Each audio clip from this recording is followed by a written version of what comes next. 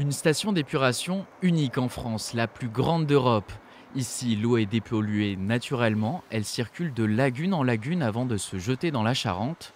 Et au terme de ce processus, restent ces boues encore chargées en métaux lourds.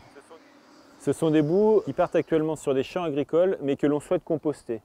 Aujourd'hui, on a une teneur en mercure trop importante, puisque nous sommes sur des teneurs entre 3 et 4 mg par kilo de matière sèche, alors que le compost, pour le réutiliser dans nos espaces verts publics, ne nous permet une teneur qu'à 2 mg par kilo de matière sèche. Pour faire diminuer cette concentration en mercure, il va falloir d'abord identifier la source de cette pollution. Dans ce laboratoire, le plus grand du Poitou-Charentes, on réceptionne les échantillons prélevés sur place. Ils seront secs d'ici 2 jours. Tu les ressors lundi peut-être? Ouais, lundi, d'accord. Chaque analyse suit un protocole très normé. Une fois broyés et filtrés, les échantillons peuvent être passés au crible par cette machine. Sur une station d'épuration, on trouve fréquemment du mercure, du zinc, du cuivre. Il y a des métaux dans les boues de stations d'épuration. Ça, c'est assez classique.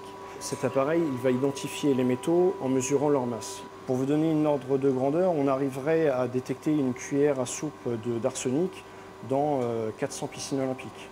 Malgré ce matériel dernier cri, il va être très compliqué aux chercheurs de déterminer la source de cette pollution. Car le mercure est partout, dans l'industrie, mais aussi dans de nombreux objets de la vie quotidienne.